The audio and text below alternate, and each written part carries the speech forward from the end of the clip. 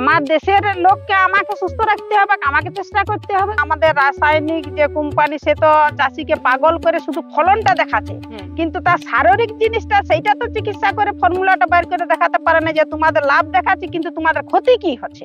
আমরা এই জৈবের অস্ত্র হাতে নিয়ে তাদের পুরো লড়াই করবো, এতটাই চ্যালেঞ্জ দিয়ে কথা বলছি যে তোমরা শুধু দেশের মানে কি বলবো আপনাদের কোম্পানিটাকে দাঁড় করাচ্ছে কিন্তু সারা বিশ্বের শুধু ক্ষতি করে গেছে। আমাদের ছেলের সাথেও কিন্তু আমি ওই যে মানে কন্ট্রাক্টরের মতো মানে ভাগ হয়েছিল আমাদের।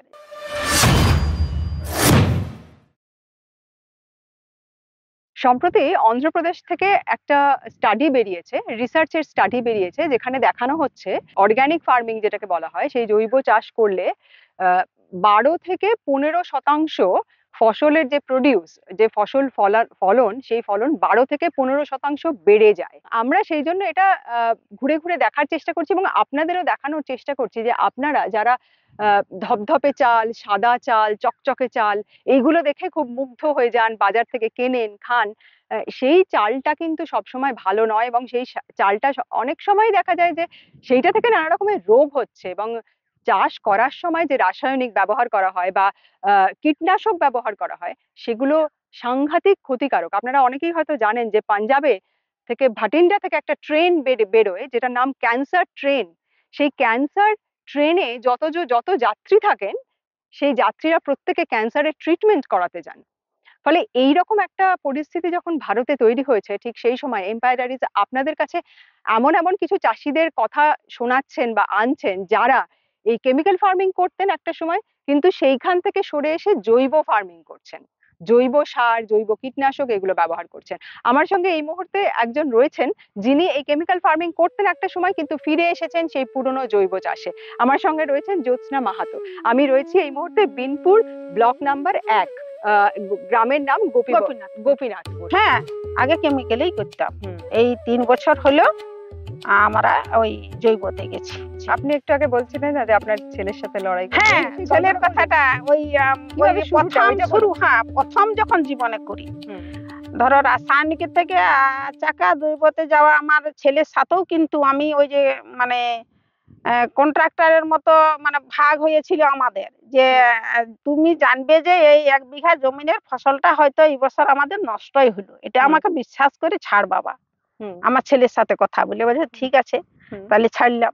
যখন এই ওই যে তোমাকে বললাম না যে বাদশাভোগ ধানটা চাষ করলাম আমরা, তখন যখন 5 কুইন্টাল হলো, আগে কিন্তু জানতো যে বাদশাভোগ ধান একটা দেশি ধান, আমাদের মাটিয়ে বলো বা অন্য জায়গার কথা বলো চাষিরা মনে মনে চিন্তা করতে এটা ওই 2 থেকে 3 কুইন্টাল হবে, এর বেশি হবে না 1 বিঘায়।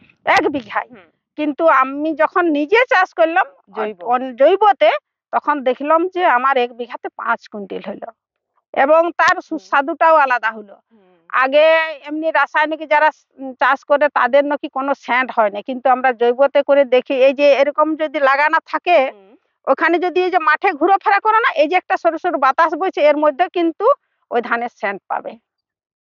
তারপর থেকেই এখন আমার ওই 3 বিঘা জমিতেই এখন আমাদের একটা সংগঠন আমরা তৈরি করলাম। তখন বুঝতে পারলাম যে আমরা আস্তে আস্তে যদি রাসায়নিকটা ত্যাগ করে যদি জৈবতে যাই, আমাদের সংসারের তো কিছু না কিছু একটা তো সুস্থ থাকছি এবং আমাদের উদ্দেশ্যই হচ্ছে যে আমরা ক্ষুদ্র চাষি বা প্রান্তিক চাষি তাদের মানে উৎপাদন ফলিয়ে কি করে তাদের রোজগারটা বাড়াতে পারি এবং নিজেরাও যেন ভালোভাবে সুস্থ থাকতে পারি। কেমিক্যাল ফার্মিং এ বলে উৎপাদন প্রচুর হয়, মানুষকে খাওয়ানো যাবে না কেমিক্যাল ফার্মিং না করলে। প্রচুর হয় ঠিকই কথা, কিন্তু চাষিরা তো বুঝতে পারে না যে আমাদের রাসায়নিকের ফলে কি আমরা ভোগ করছি। চাষি শুধু দেখে টাকাটা, কিন্তু টাকা কি রাখতে পারে? একটা নার্সিং হোমে যদি কারো একটা ধরো অ্যাপেন্ডিক্স বলো বা এই যে এখন মানে ব্রেন টিউমার বা ক্যান্সার থেকে শুরু মানে সব কিছু বিষয় কিভাবে চাষির টাকা আসছে আর কিভাবে চলে যাচ্ছে, আর চাষি তো কোনো বুঝতেই পারে নাই। মানে আমাদের রাসায়নিক যে কোম্পানি সে তো চাষিকে পাগল করে শুধু ফলনটা দেখাচ্ছে, কিন্তু তার শারীরিক জিনিসটা সেইটা তো চিকিৎসা করে ফর্মুলাটা বের করে দেখাতে পারে না যে তোমাদের লাভ দেখাচ্ছি কিন্তু তোমাদের ক্ষতি কি হচ্ছে। আমার এই গ্রামে প্রায় 15 থেকে 25 বিঘা চাষি, ওই বাদশাভোগ শুরু ধানটা করে চাষ দিয়েছে। করে শুরু করেছে। এখনই তো আমি এখানেই তো বলছি 100 কুইন্টাল ধান বের করাবো আমার গ্রামে, আমার পাড়ার মধ্যে। আচ্ছা, ধরুন শহরের মানুষ যারা দেখছেন তারা অনেকে বলছেন আমরা পাবো কি করে? আপনারা যে এত জৈব করছেন, অনেকে আজকাল সচেতন হয়েছেন, আমরা কি করে পাবো শহরে বসে না, এইরকম? শহরে বসে ধরো ওই মার্কেটিং এর হিসাবে আমাদের সেগুলা ছড়াচ্ছে। হুম যেমন অটোমেটিক আমরা মার্কেটিং করলে যে আমরা হুম পাইকারদের সাথে কথা বলি, দেখো আমাদের এটা এই পদ্ধতির জিনিস, হুম এটা আমরা এই তরফে এইভাবে করছি আমরা, হুম এটা আর আমাদের দামেরও কিন্তু পার্থক্য পার্থক্য মানে কি, যখনই আমাদের জৈবের জিনিস যায়, হুম ধরো ওইখানেই না, যারা মার্কেটিং এর জিনিস কিনে খায় তারা কিন্তু অটোমেটিক এখন বুঝতে পারে গেছে যে এটা রাসায়নিকের জিনিস, এটা জৈবতের জিনিস। আমরা সেটাও তো টেস্ট করে দেখেছি যে আমাদের রাসায়নিকের জিনিস 24 থেকে 48 ঘন্টা রাখতে গেলে সে জিনিসটা লাল হয়, পচে যায়, বা তার রংটাই ডিসকালার হয়। কিন্তু আমাদের জৈবতার জিনিস আমরা অফিসে আমরা ওটা পরীক্ষা করে দেখেছি যে 24 থেকে 48 ঘন্টা থাকলেও আমাদের জৈবতের জিনিস যেমন ভাবে তুমি গাছ থেকে তুলবে, জিনিসটা আমাদের সেইভাবেই থাকে, হুম নষ্ট হয়নি। হুম এটা আমাদের পরীক্ষা করা আছে। এটা এটা ভেন্ডি। হুম, আচ্ছা, পুরো জৈব পদ্ধতি। হ্যাঁ, পুরো জৈব পদ্ধতিতে। শীতকালীন ভেন্ডি তো দেশি বীজ, তো যে কারণে গাছটা ছোট এইরকমই কিন্তু ফল দিবে। এটা এটা এখন এই যে একটু কম দেখতে পাচ্ছ, আর এটা কালকালে ওই ভেন্ডি গুলো সব বড় হবে, মানে কালকে এটা এই জায়গাটার মধ্যে 15 কিলো ভেন্ডি তোলা হয়েছে। আমরা কেমন বাজারে গেলে দেখি যে কোন জিনিসটা দেখতে সুন্দর সেই জিনিসটা আমরা কিনি, আসলে তার গুণাগুণ কোনো কিন্তু বিচার করিনি। আগেকার যুগের মানুষ কি করতো, মানে টোটালি অর্গানিকই চাষ করতো। তারা মানে চাইলেই জমির জল খেয়ে নিতে পারতো তৃষ্ণা লাগলে, কিন্তু এখন কিন্তু চাইলেও সেই জমির জল খেতে পারবে না, টোটালি বিষ।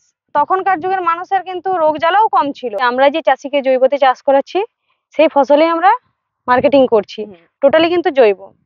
তো আমাদের থেকে যারা, মানে আমরাও মার্কেটিং করছি, যেমন আমাদের থেকেও কেউ না কেউ মার্কেটিং তো করে নিয়ে যায়। বিক্রি কোথায় করে। কোথায় যায় আপনাদের এই প্রোডিউস? আমাদের যায় ধুলাগড় যায়, আসানসোল, বর্ধমান, তারপর কাটোয়া, তারপর হাওড়া, তারপর পাঁশকুড়া যায়, এদিকে বিহার যায়, পাটনা, এই সমস্ত জায়গাতে যায়। নারী শক্তির উদ্দেশ্যই ছিল এটা, যে আমরা আরো আমাদের ব্লককে জৈবতে ফিরিয়ে আনার। তো মানে আপনাদের লক্ষ্যটা সামনে এই ব্লক থেকে পুরো কেমিক্যালটাকে সরিয়ে দেওয়া, এটাই উদ্দেশ্য। যে কোনো মানুষ দেখবে যে কোনো জিনিস কিনতে যখনই যায়, তারা ভাবে যে চুকচুকা জিনিসটা আশা করি খুবই ভালো, কিন্তু ভালো নয়। চুকচুকা জিনিসটার মানেই হচ্ছে যে দেখবে এর মধ্যে কিছু না কিছু রাসায়নিক আছে, তার জন্য চুকচুকা। কিন্তু জৈবতের জিনিস চুকচুকা একটুকু তার মধ্যে ডিফারেন্স থাকলে, কিন্তু জৈবতের জিনিসের চুকচুকা থাকবে আলাদা ধরনের। রাসায়নিক জিনিস ওই যে বললাম না যে 3 বছর হলো আমরা কিন্তু ব্যবহার, আমি বা আমাদের পরিবার, মানে যতটা আমার আয়ত্তের আছে তাদেরকে কিন্তু বুঝাই, তারাও সচেতন এখন।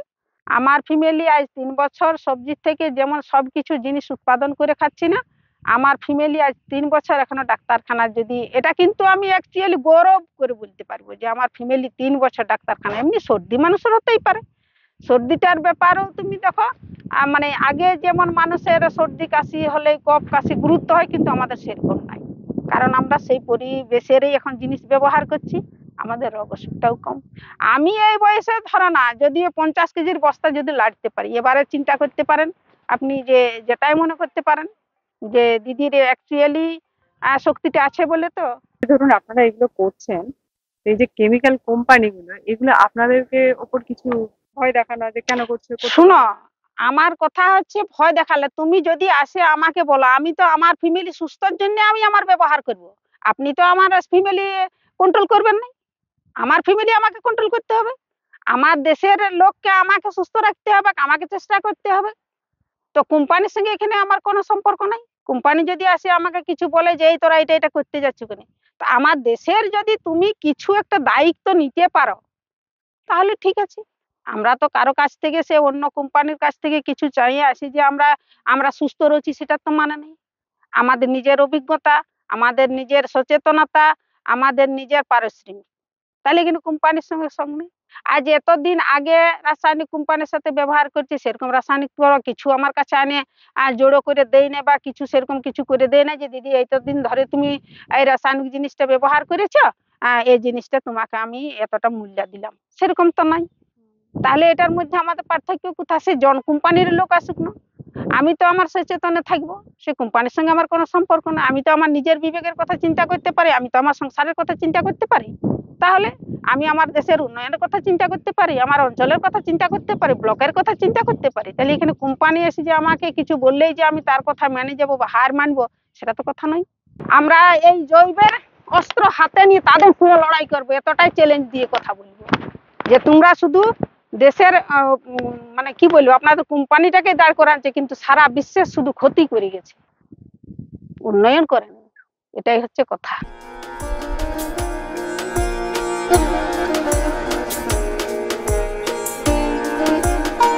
অর্থাৎ জ্যোৎস্না মাহাতো একজন সফল চাষি, যিনি এই জৈব সারে আগে কেমিক্যাল ফার্মিং করতেন, কিন্তু এখন এই জৈব সার ব্যবহার করে এই যে জমিতে চাষ করছেন সেটা সফলভাবে করছেন এবং অনেকের মধ্যে ছড়িয়ে দিচ্ছেন। উনি বলছিলেন যে বিনপুর 1 নম্বর ব্লকের প্রায় 6,500 প্রায় 9,500 চাষি এখন শুরু করে দিয়েছেন। অর্থাৎ এই জিনিসটা সফলভাবে ছড়াচ্ছে এবং সম্ভবত অন্ধ্রপ্রদেশের উদাহরণ যেরকম আপনাদের বললাম যে ওখানে একটা স্টাডি হয়েছে, সেই স্টাডি থেকে এটা বেরিয়ে এসেছে যে জৈব সার এবং জৈব কীটনাশক ব্যবহার করলে চাষির খরচও যেরকম কমে, আবার অন্যদিকে ফসলও অনেক বেশি ফলন হয়। ফলে এই জায়গা থেকে জ্যোৎস্না মাহাতো এখানে একটা বলা যায় একটা নিঃশব্দ বিপ্লব করছেন। অনেক ধন্যবাদ দেখার জন্য।